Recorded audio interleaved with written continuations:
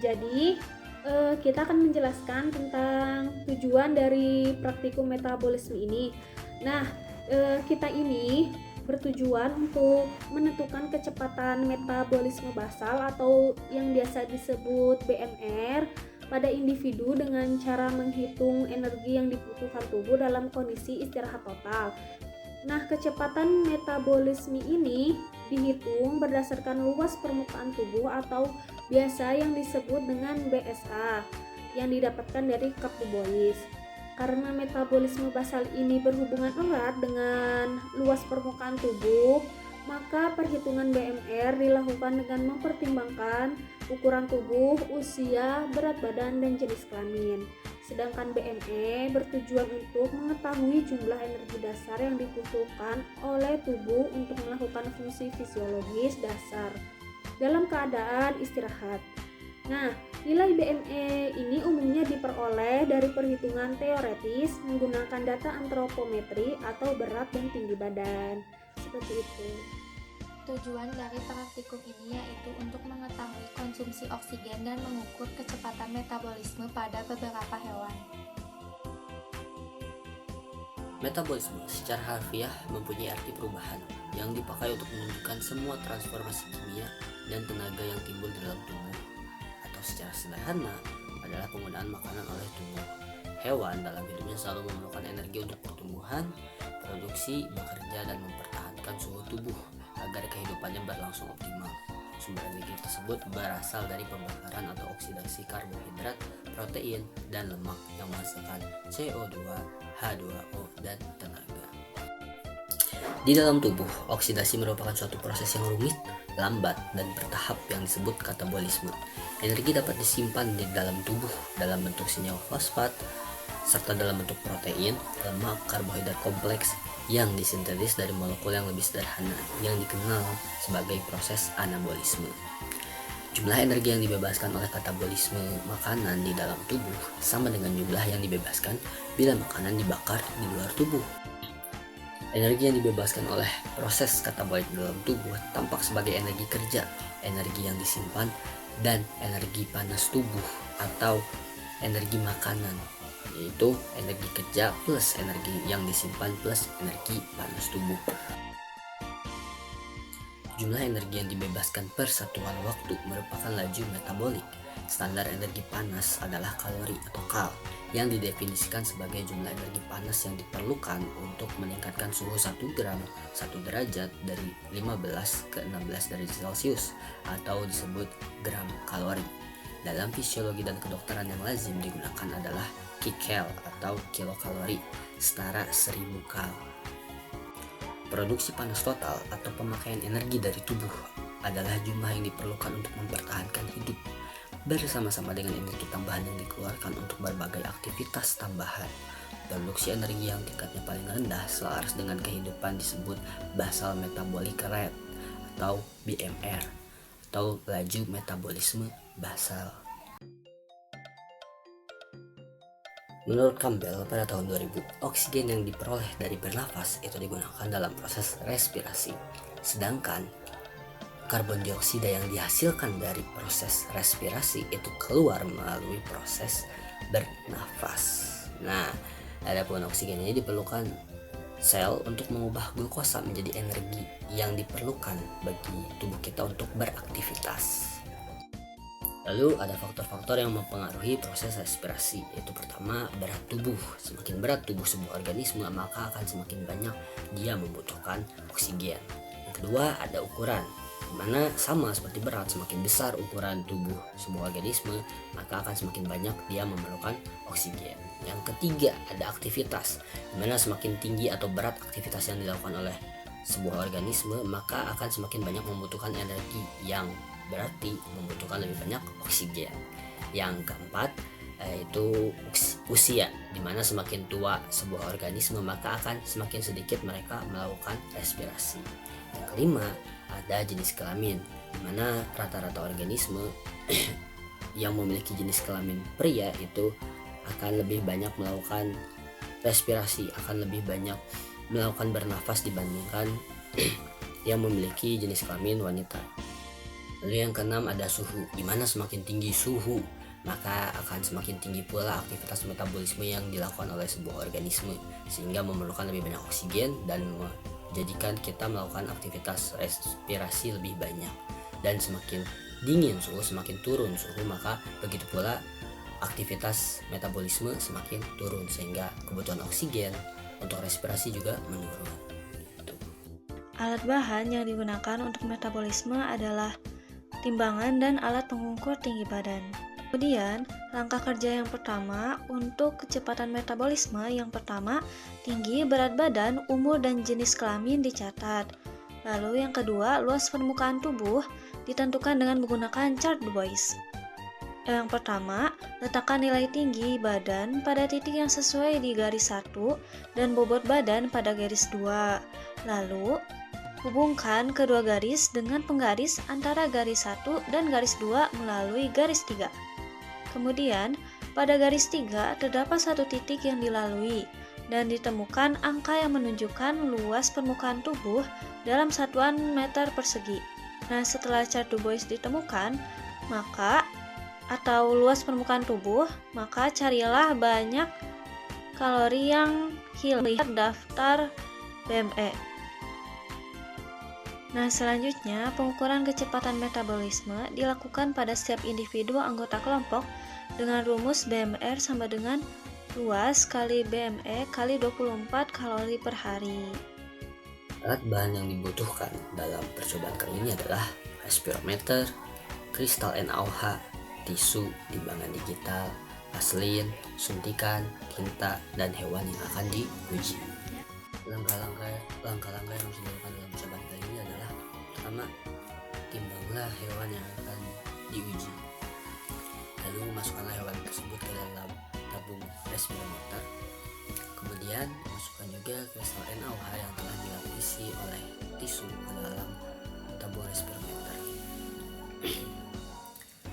Lalu olesi ujung tutup tabung dengan vaselin. Setelah merata, tutup tabung respirometer dengan tutupnya yang memiliki pengukur. Taruh dalam keadaan datar. Setelah itu suntikan tinta di dalam ujung tutup respirometer sampai tinta tersebut menunjuk ke arah 0. Baru amati.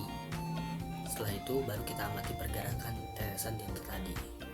Catat jarak yang ditempuh selama waktu tertentu.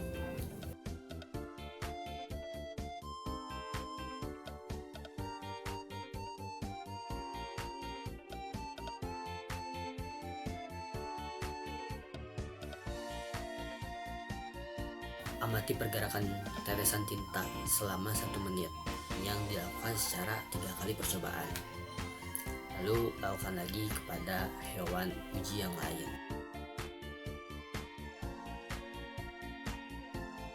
Konsumsi oksigen dihitung per bobot badan, atau bisa bilang mili per gram dalam setiap jam.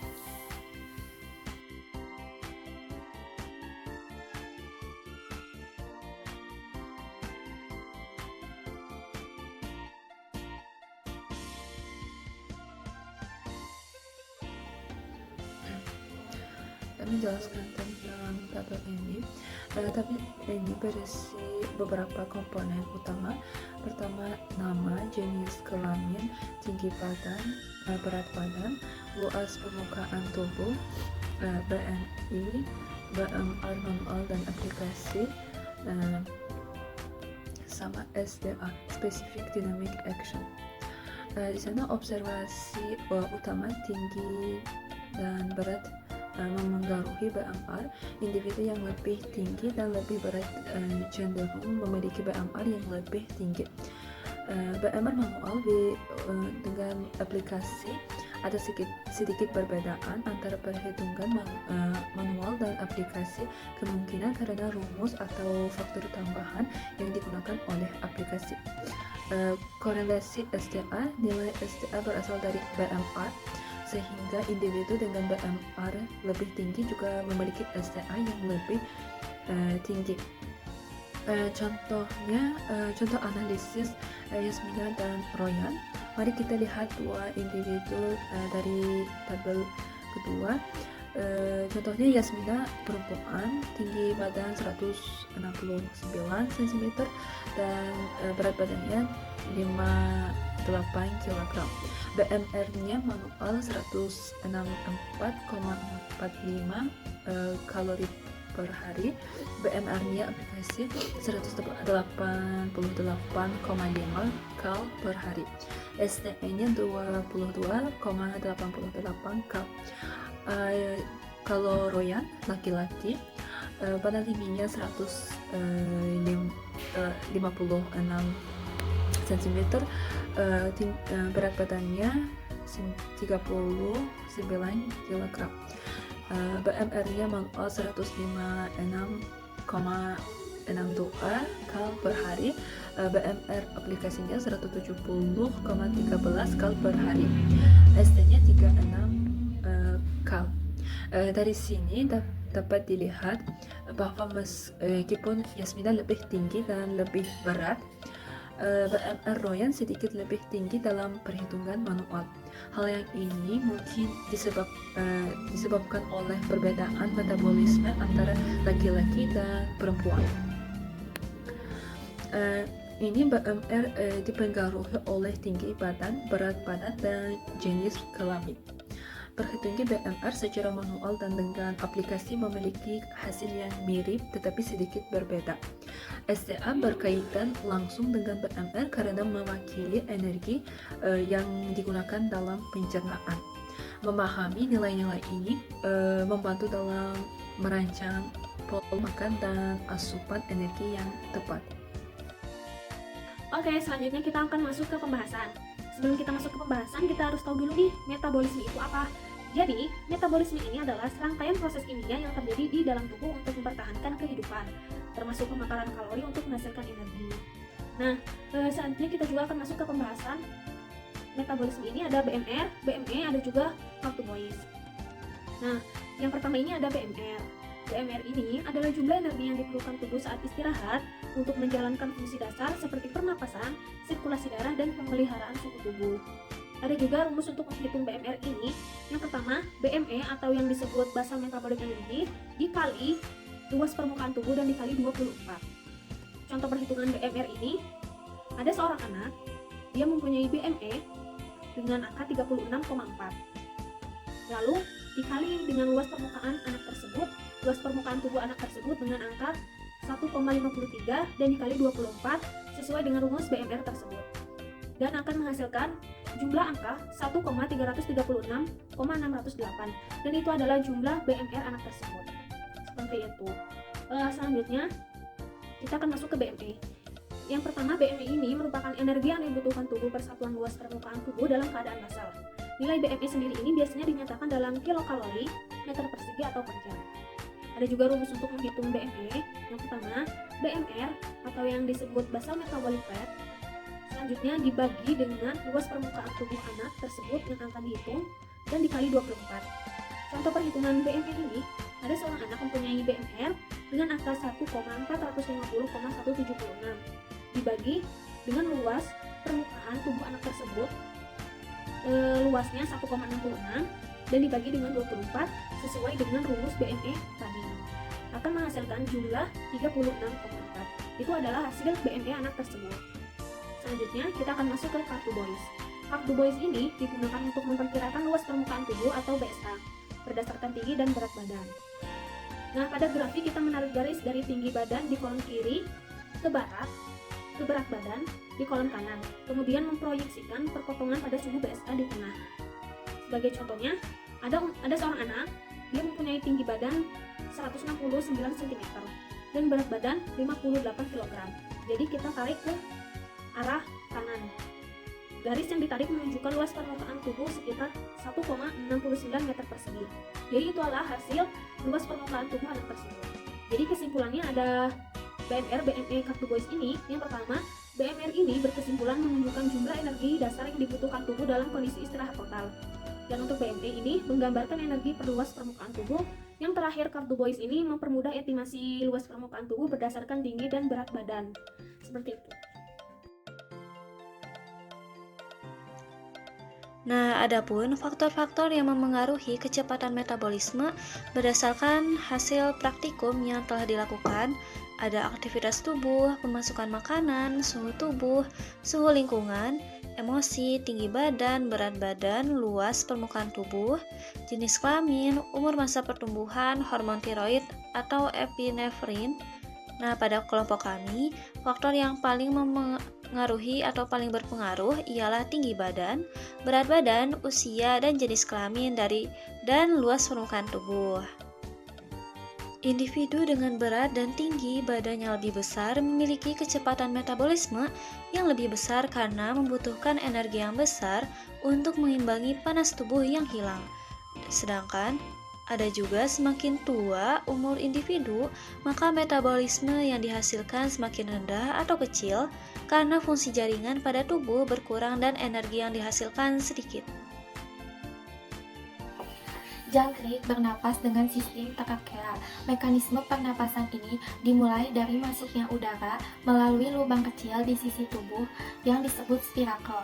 Saat otot berkontraksi, spirakel terbuka dan trakea mengembang yang memungkinkan udara dari luar masuk. Kemudian udara mengalir dari trakea menuju ke trakeola yang langsung mengantarkan oksigen ke sel-sel tubuh. Di trakeola terjadi pertukaran gas di mana oksigen yang masuk akan diserap oleh sel-sel tubuh sedangkan karbon dioksida akan dikeluarkan. Karbon dioksida ini mengalir kembali dari trakeola ke trakea. Saat otot spirakel berelaksasi, trakea mengempis sehingga mendorong karbon dioksida keluar melalui spirakel ke lingkungan. Laju konsumsi oksigen pada jangkrik dapat diukur dengan menggunakan respirometer sederhana. Kecepatan penggunaan oksigen ditunjukkan oleh pergerakan metilendu pada skala respirometer dalam selang waktu tertentu. Sedangkan karbon dioksida yang dihasilkan dari proses respirasi diikat oleh KOH. Untuk menghindari kebocoran pada tabung, pada praktikum ini digunakan vaselin dengan cara mengoleskannya pada mulut tabung dan tutup tabung. Berdasarkan percobaan yang telah dilakukan, konsumsi oksigen pada jangkrik per 1 menit memiliki variasi yang berbeda-beda, yaitu jangkrik pertama dengan jenis kelamin betina memiliki berat 0,428 gram dengan total konsumsi oksigen sebanyak 0,20 mili dalam 3 menit. Pola konsumsi oksigen per menitnya meningkat dari 0,05 mili, 0,07 mili, sampai 0,08 mili. Hal ini menunjukkan bahwa metabolisme jangkrik relatif stabil dan sedikit meningkat seiring waktu. Jangkrik 2 dengan jenis kelamin jantan memiliki berat sebesar 0,299 gram, memiliki total konsumsi oksigen sebanyak 0,82 mili dalam 3 menit. Pola konsumsi oksigennya yaitu 0,40 mili, 0,25 mili, dan 0,17 mili. Konsumsi oksigen sangat tinggi pada menit pertama dan mengalami penurunan pada menit selanjutnya. Hal ini menunjukkan jangkrik lebih aktif di awal dan pada menit berikutnya telah mengalami adaptasi dengan lingkungannya. Jangkrik ketiga dengan jenis kelamin betina memiliki berat sebesar 0,4 gram. Total konsumsi oksigennya sebesar 0,60 mili dalam 3 menit.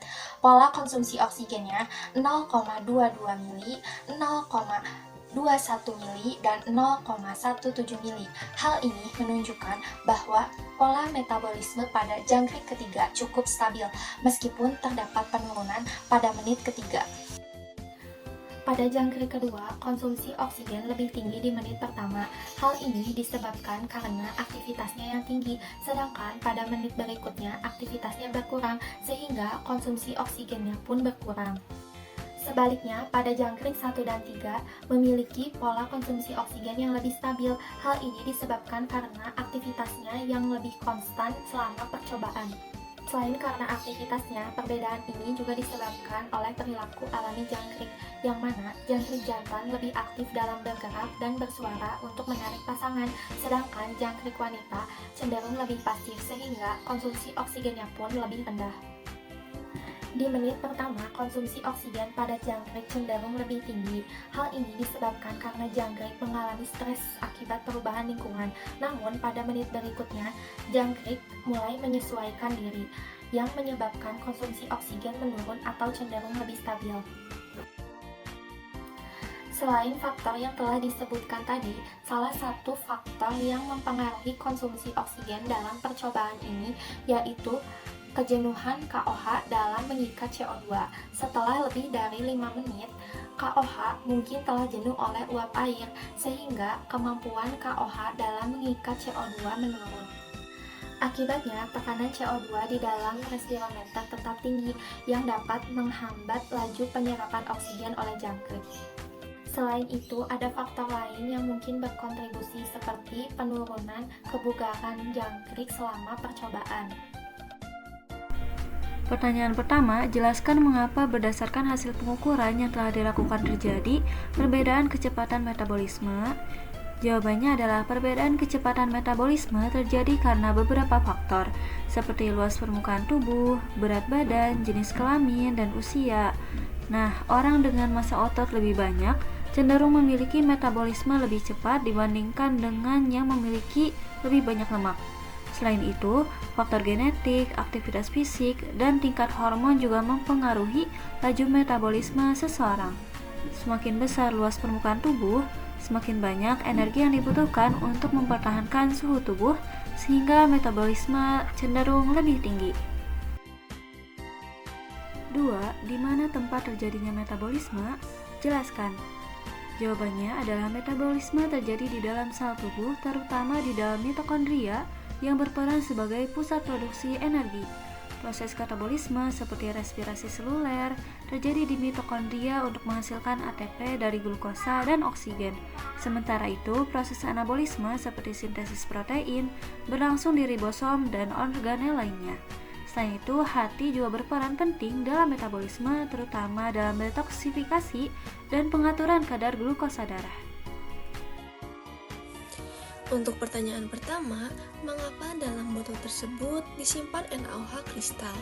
Yang pertama yaitu NaOH kristal merupakan bentuk padatan dari natrium hidroksida, yaitu senyawa kimia yang sifatnya basa kuat, dan higroskopis, yaitu dapat menyerap air dari udara. Nah, dalam praktikum ini, sistem respirometer pada jangkrik, kristal NaOH digunakan untuk menyerap CO2 hasil dari metabolisme pada jangkrik.